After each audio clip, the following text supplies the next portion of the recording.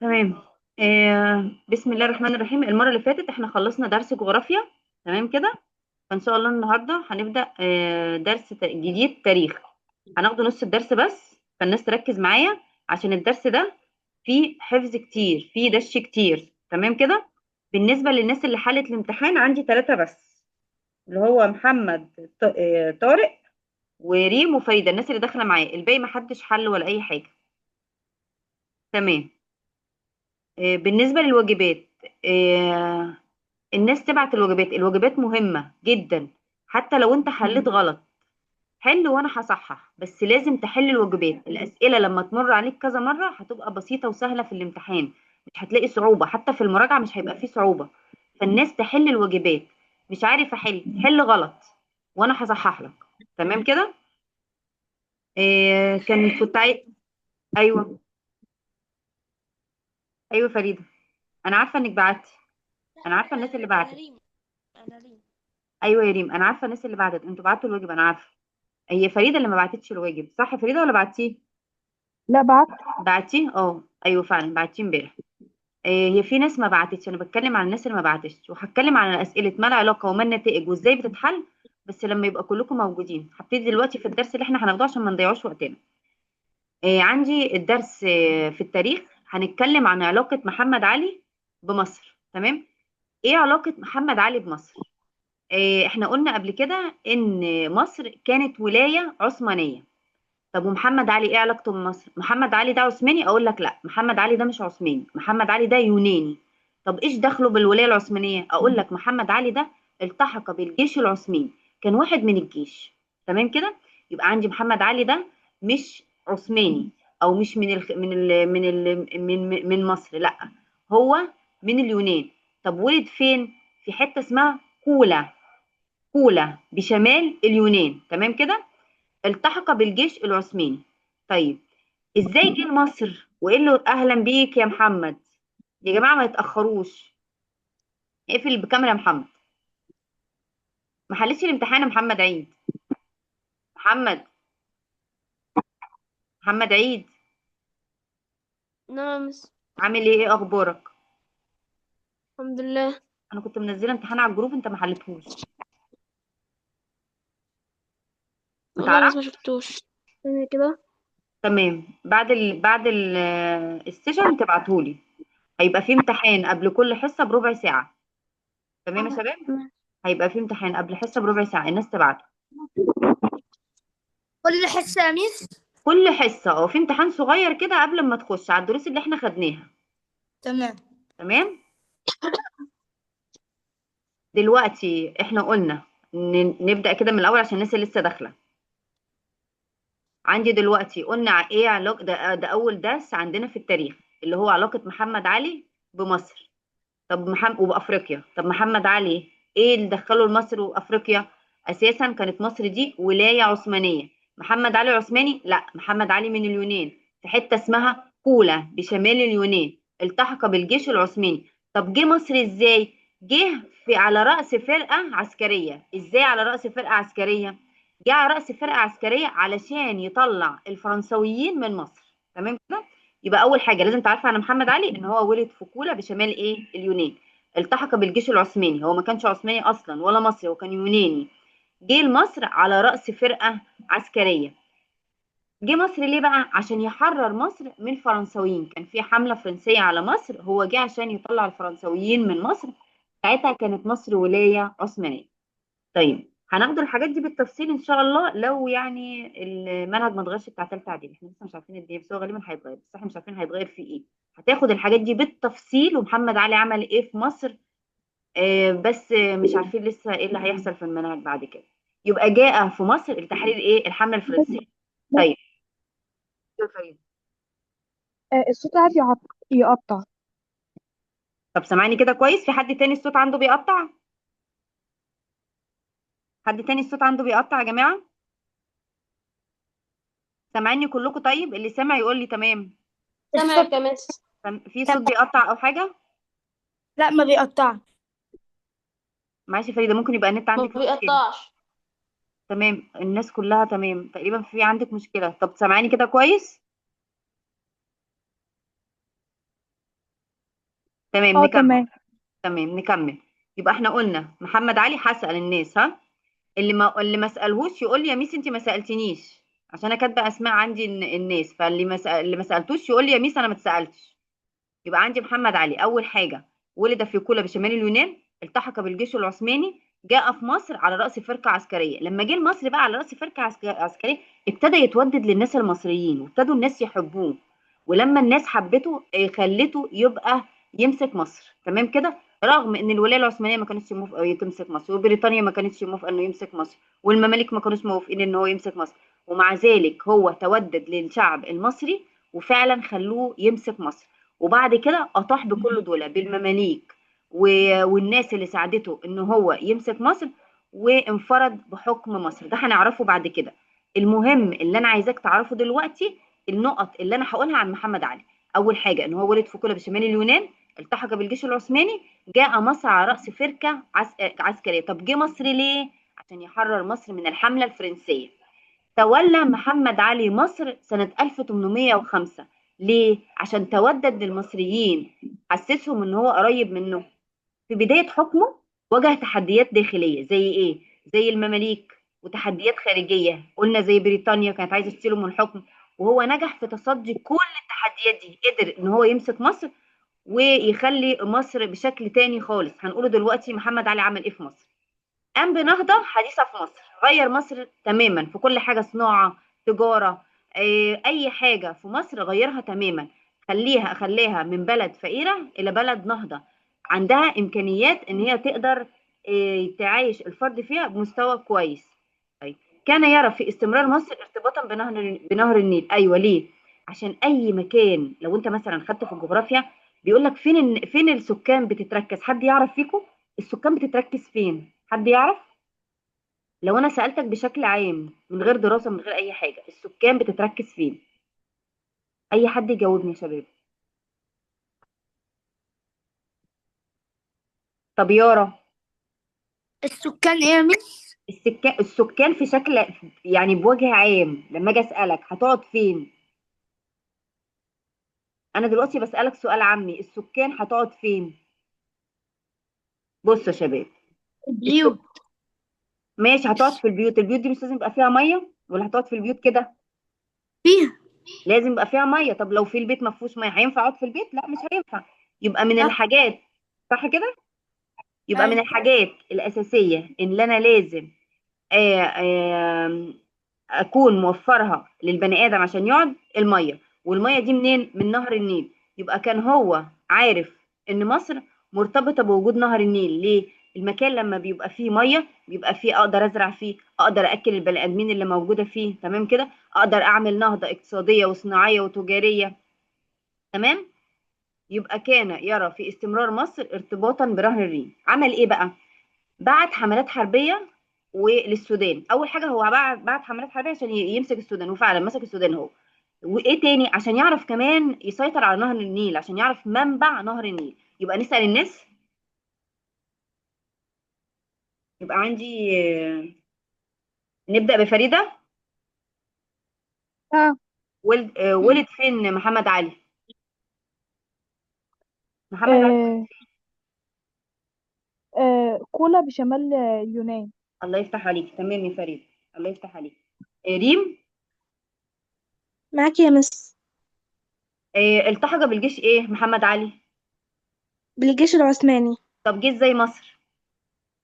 على رأس فرقة عسكرية.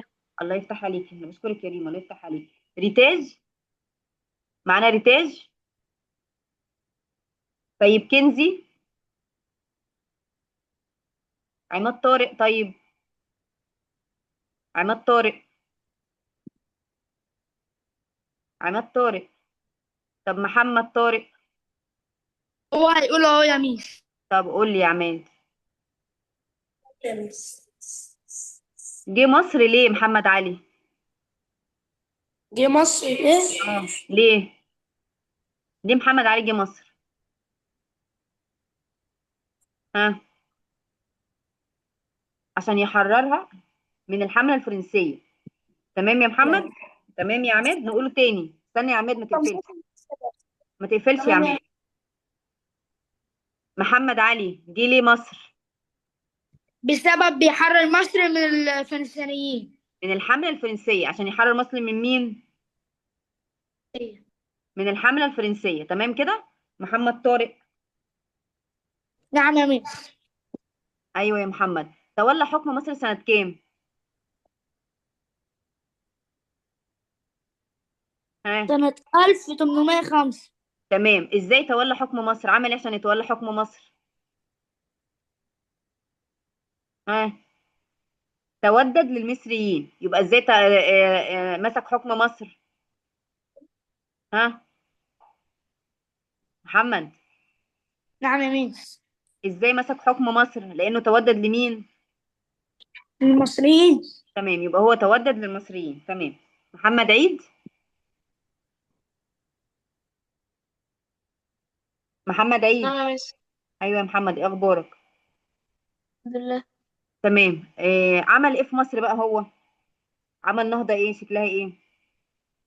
حديث في مصر كان يرى أن استمرار مصر مرتبطا بنهر النيل، فبعث تمام. حملات حربية تمام. الله ورحلات يفتح عليك. استكشافية. تمام. تحديدا تحديدا لمين؟ الله يفتح عليك، انا بشكرك. السودان. تمام. تحديدا فين؟ في السودان، لانه اهتم بافريقيا وخاصه السودان. ليه؟ عشان يسيطر على نهر لا النيل. يسيطر تمام. على نهر النيل. الله يفتح عليك يا محمد، انا بشكرك. طيب. عندي بقى محمد علي اتوسع ليه بقى في افريقيا وخاصه في السودان؟ اهم حاجه ان هو كان عايز يتوسع في السودان عشان نهر النيل، عشان يستكشف منابع نهر النيل ويحط ايده عليها. تمام كده. يبقى عندي اسباب توسع بقى محمد علي. عندي 4 اهداف لتوسع محمد علي. خد بالك. عندي اهداف سياسيه، اهداف عسكريه، خد بالك من دي، اهداف جغرافيه، واهداف ايه؟ اقتصاديه. عندي 4 اهداف. هيقول لك مثلا، هيجي في الامتحان يقول لك ايه اللي عمله محمد علي ده؟ هدف سياسي ولا عسكري ولا جغرافي ولا اقتصادي؟ تبقى انت عارف. ازاي؟ هقول لك السؤال بيجي ازاي، خليك معايا. اول حاجه هناخده الهدف السياسي. توسع محمد علي في مصر ليه؟ عشان يكون امبراطورية عظيمة. يبقى ليه محمد علي توسع في مصر؟ عشان يكون امبراطورية عظيمة ويقضي على المماليك اللي فروا للسودان. طب اشمعنى المماليك؟ عشان كان خايف منهم. كان خايف ان هم يرجعوا تاني ويتحالفوا مع بريطانيا علشان يطلعوا محمد علي من مصر وما يخلوش يمسك حكم مصر. يبقى عندي اهداف سياسية. كان عايز يوسع حدود مصر. وايه تاني؟ ويكون امبراطوريه عظيمه. وايه تاني؟ ويقضي على المماليك اللي فروا للسودان. طب ليش معنى المماليك؟ كان خايف من المماليك ان هم يتحالفوا مع الولايه العثمانيه او مع البريطانيين ويخلعوه من حكم مصر. تمام كده. طب دي اهداف ايه؟ سياسيه. يبقى اما يجي يقول لك، بيقول لك اختار توسع حدود مصر وتكوين امبراطوريه عظيمه. دي اهداف سياسيه ولا عسكريه ولا جغرافيه يا محمد يعيد؟ نعم يا مس، بتقول ايه؟ اهداف ايه دي اللي انا قلتها؟ توسع حدود مصر، اهداف سياسيه ولا عسكريه ولا جغرافيه؟ أهداف سياسية. الله يفتح عليك، انا بشكرك. تمام. اهداف سياسيه. طيب. نكمل. بما تفسر رغبه محمد علي في القضاء على المماليك الذين فروا من مصر الى السودان خوفا من تجمعهم. تمام. وتحالفهم مع بريطانيا وايه والعوده ايه لاستعاده ايه حكم مصر. تمام كده. يبقى خوفا من تجمعهم وتحالفهم مع بريطانيا والعوده لاستعاده حكم مصر. مش لازم تكتب الاجابه زي ما انا كاتباها، اكتبها على حسب ما انت تفهمها. يعني مثلا هيقول لك بما تفسر رغبة محمد علي في القضاء على المماليك الذين فروا إلى مصر، اكتب مثلا خوفا من تحالفهم مع بريطانيا. تمام. واستعادة حكم مصر. يعني اكتب بالطريقة اللي انت فاهمها، الطريقة اللي أسهل لك، بس ما تخرجش عن النطاق اللي أنا كاتباه ده. ما تجيبليش إجابة من المريخ، الله يكرمك. تمام كده. طيب. يبقى عندي أهداف سياسية. قلنا 1 توسيع حدود مصر، تكوين إمبراطورية عظيمة، القضاء على المماليك اللي فروا للسودان. هيجي يقول لي بما تفسر رغبة محمد علي في القضاء على المماليك الذين فروا إلى السودان. يا محمد يعيد. لا محمد سن. محمد طارق. احنا سألنا محمد عيد. محمد طارق. سامعني؟ عشان الناس ما تتوهش، انا بسأل في النص عشان الناس ما تتوهش. محمد طارق قول لي بما تفسر رغبة محمد علي في القضاء على المماليك. ليه كان عايز يقضي عليهم؟ بسبب إن السودانيين ما يرجعوش مصر ويتحالفوا مع بريطانيا شلوه من حكم مصر. ويخلعوه من حكم مصر. ماشي، بلاش يشيلوه لما تيجي تكتب، اكتب ايه؟ وخلعوا من حكم مصر. تمام كده؟ يعني اكتب لي السؤال بطريقه ايه كويسه. تمام يا محمد؟ انا بشكرك جدا يا محمد. تاني حاجه اهداف عسكريه بقى.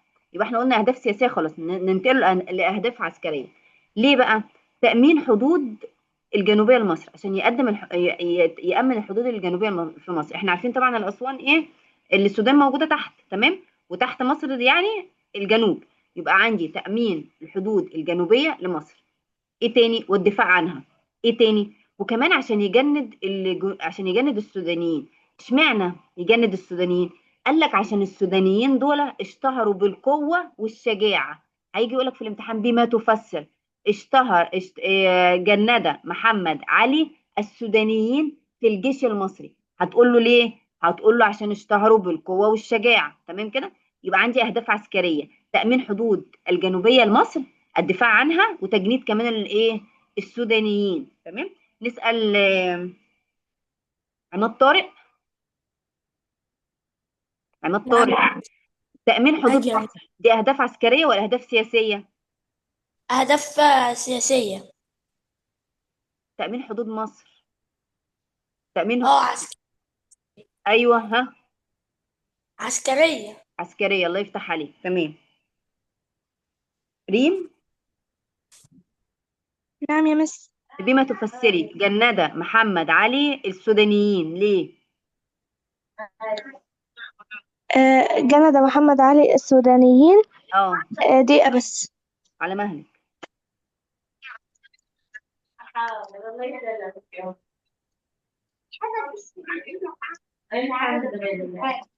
طيب.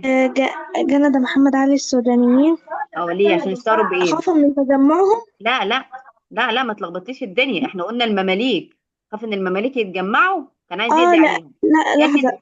اه، تجنيد السودانيين لأنهم اشتهروا بالقوة والشجاعة. تمام، الله يفتح عليك. فرحتي ليه يا ريم؟ لا.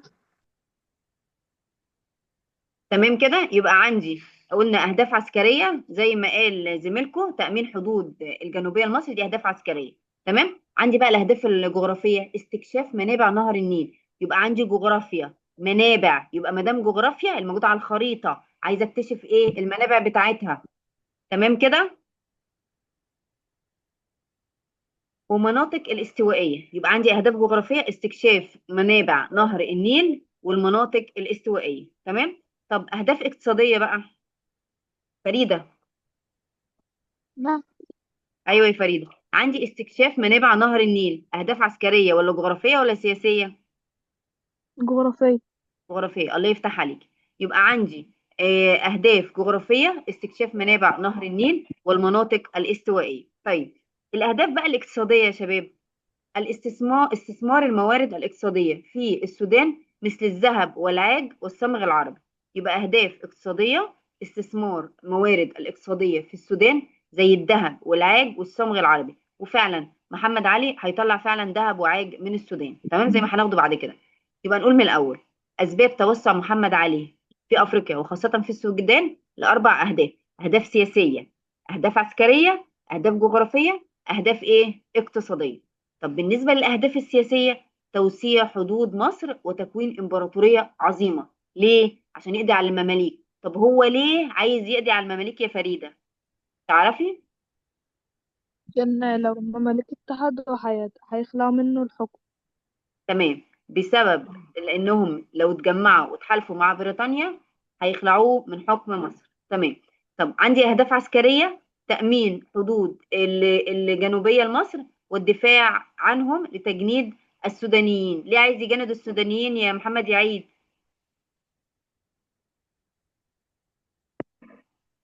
محمد، ليه عايز يجند السودانيين؟ لانهم اشتهروا بايه؟ لأنهم اشتهروا بالقوة والشجاعة. الله يفتح عليك، انا بشكرك. عندي اهداف جغرافيه: استكشاف منابع نهر النيل والمناطق الاستوائيه. تمام كده. واهداف اقتصاديه: استثمار الموارد الاقتصاديه في السودان مثل الذهب والعاج والسمر. عماد طارق، نعم يا ميس.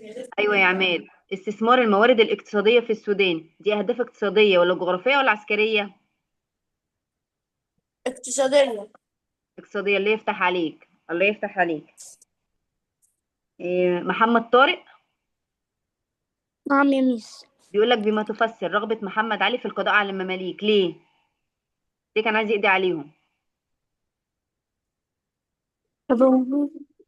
بالراحه على مهلك. ها، على مهلك. خوفا من تجمعهم. تمام. كونفورت. ويتحالفوا مع بريطانيا الله يفتح عليك. الله يفتح و... عليك. ويطردوه من مصر. الله من يفتح عليك. جدع جدع. فعلا الله يفتح عليك. تمام. نرجع كده عشان هسأل دلوقتي. يبقى عندي ايه هو مين هو محمد علي؟ ولد في قولة بشمال اليونان. التحق بالجيش العثماني. جاء محمد علي إلى مصر على رأس فرقة عسكرية. ممكن يجي لك نقط. يبقى جاء محمد علي في مصر على رأس مين؟ ايوه، مين رفع ايده؟ ايوه يا محمد. ايوه يا مش انت محمد. كنت بتقولي ان العلمانيين دول كانوا مصر زمان؟ انا مش سامعاك، قول كده تاني. مش انت كنت بتقولي العثمانيين كانوا مصر زمان؟ ايوه، العثمانيين كانوا ماسكين مصر زمان.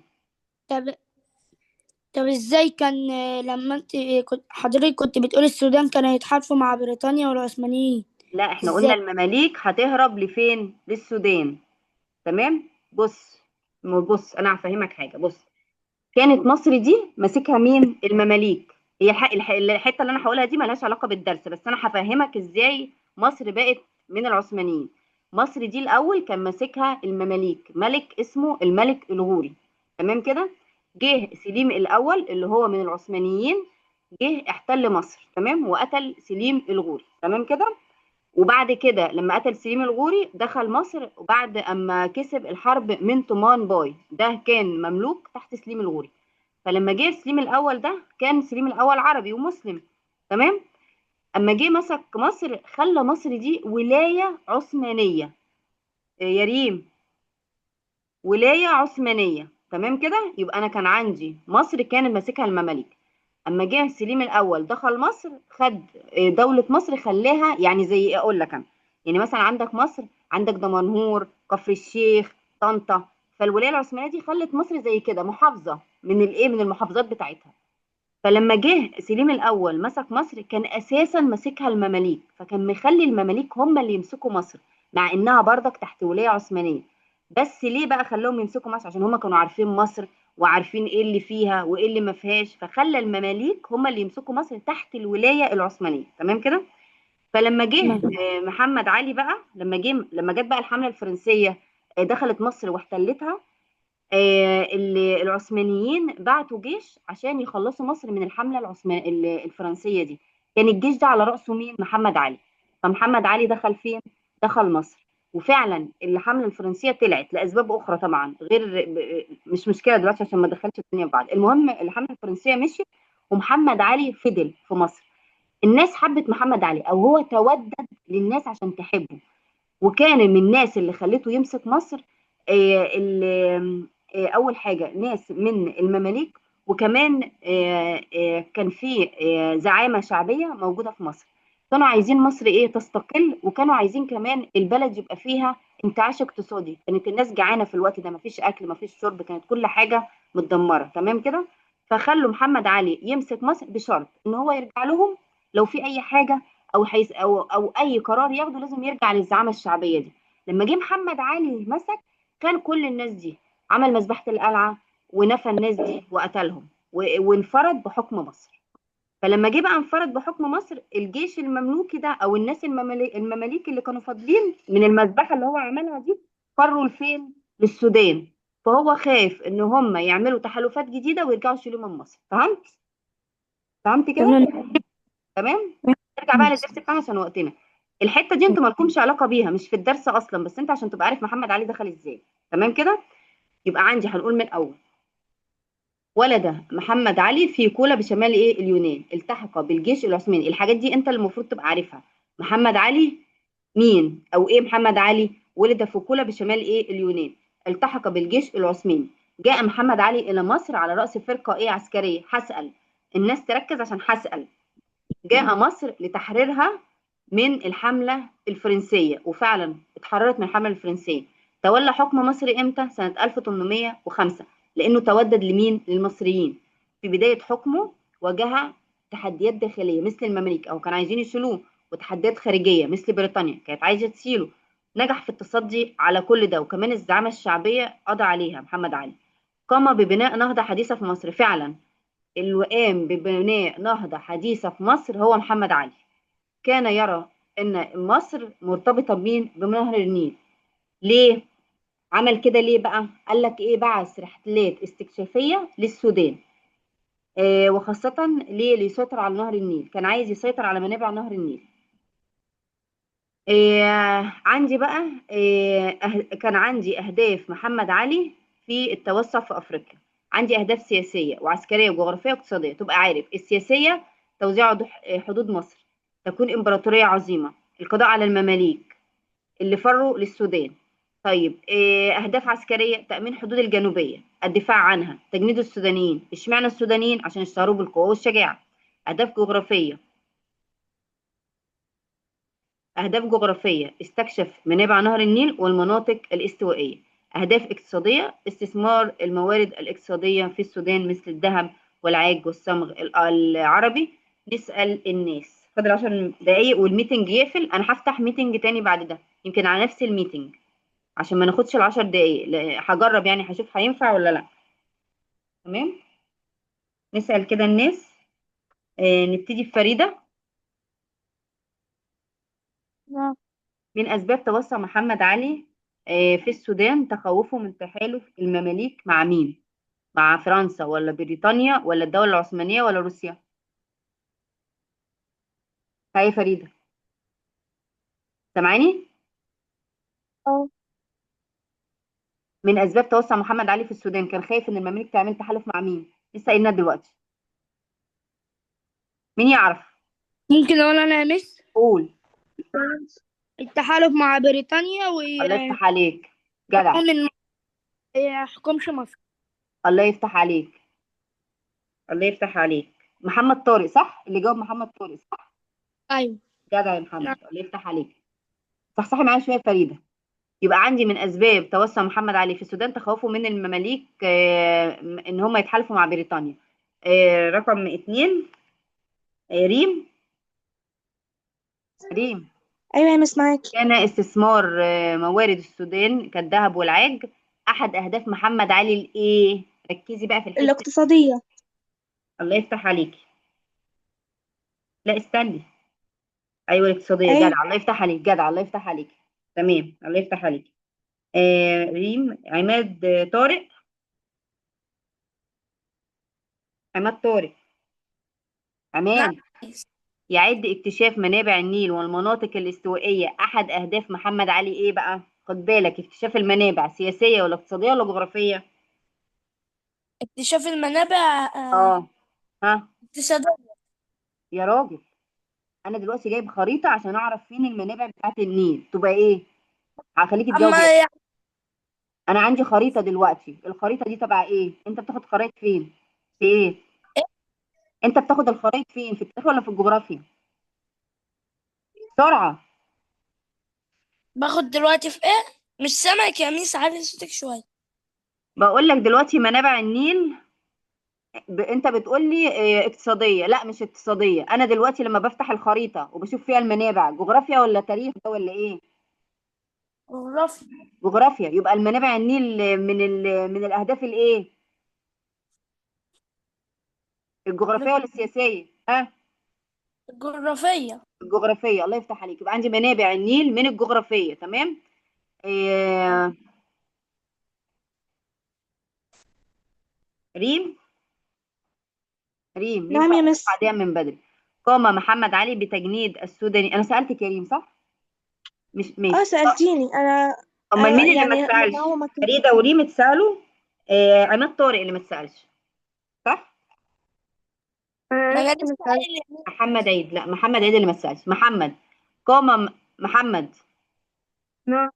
قام محمد علي بتجنيد السودانيين لتحقيق اهداف ايه؟ ها. ديت أهداف ايوه صح، ما عسكرية. اقول عسكريه، ايوه هيخش في الجيش، يبقى دي تحقيق اهداف ايه؟ عسكريه. عسكرية. تمام كده. تمام، يبقى انا اذاكر الاهداف كويس واعرف كل هدف في ايه، عشان الاسئله بتيجي بالطريقه دي. الاسئله بتيجي بالطريقه دي. هيقول لك الهدف ده موجود فين، سياسي ولا اقتصادي، عسكري ولا جغرافي. تمام كده. طيب تمام. نكمل يا شباب. انا هعطيك نص الدرس، عشان الدرس فيه نقط كتير لازم تبقى عارفها. تمام، مش هعطيك الدرس كامل. الناس تشد شويه عشان بعد كده ناخد الدرس كله. تمام، احنا لسه في الاول. طيب بعثات محمد علي بقى الاستكشافيه. عندك دلوقتي محمد علي بعت بعثات استكشافيه في السودان. ايه هي بقى البعثات دي؟ انا عايزه اعرفها. هقول له لما جه محمد علي لمصر زمان، ما كانش بقى فيه ولا تصوير ولا موبايلات ولا قمر صناعي ولا الكلام ده، فما كانوش عارفين منابع النيل دي فين. فقال ايه بقى، مين اللي هيقدر يعرف لي منابع النيل دي فين؟ عمل ايه؟ عمل 3 حملات للسودان. اول حملة حملة اسماعيل باشا ابن محمد علي. خد بالك، في اسماعيل باشا تاني حفيده، لكن ده اسماعيل ده مسك مصر. حفيد اسماعيل باشا ان هو يعتبر مشي على نفس نهجه، اللي هو اسماعيل باشا ده كان حفيد محمد علي، كان ابراهيم باشا. لكن انا بتكلم عن اسماعيل باشا ده ابن محمد علي، ما مسكش مصر خالص. عمل حملة بس عشان يعرف منابع الايه، النيل. مين تاني؟ عندي محمد علي نفسه راح السودان. بعد ما محمد علي مسك السودان راح بنفسه السودان. تمام كده، هنعرف ليه برضو. وعندي رحلات سليم بيك القبطان، ده جغرافي وضابط بحري مصري موجود بردك في الجيش المصري. تمام كده. يبقى عندي بعثات محمد علي لاستكشاف افريقيا 3: حملة اسماعيل باشا ابن محمد علي، حملة محمد علي الى السودان، رحلات سليم بيك دلوقتي القبطان. ايوه يا محمد. هو عم الزوم مش يقفل، هندخل في نفس اللينك. اه انا هطلع ونشوف أي لو مش هينفع نخش في نفس اللينك يبقى كمان 10 دقايق، لان الزوم بيقعد 10 دقايق قبل ما يفتح. فانا هحاول اطلع ونخش بنفس اللينك على طول، عشان كمان ما ضيعش وقت اصحابك اللي عنده درس بتاع. تمام كده. فهنطلع. تمام اوكي، هقول الحته دي وهنطلع وتخشوا بنفس اللينك ان شاء الله يخش. لو ما دخلش معلش كمان 10 دقايق هفتح زوم تاني. والناس تلتزم وتخش، مش بعد ما اخش الاقي في ناس بعديها بتخش لي بربع ساعه. تمام. على الحته دي وهنقفل الزوم والناس تخش على نفس اللينك. يبقى عندي بعثات محمد علي لاستكشاف افريقيا، حمله اسماعيل باشا ابن محمد علي، وحملة محمد علي إلى السودان، ورحلات سليم باشا القبطان جغرافي وضابط بحري مصري. تمام كده، هنطلع دلوقتي ونخش على نفس اللينك يا شباب.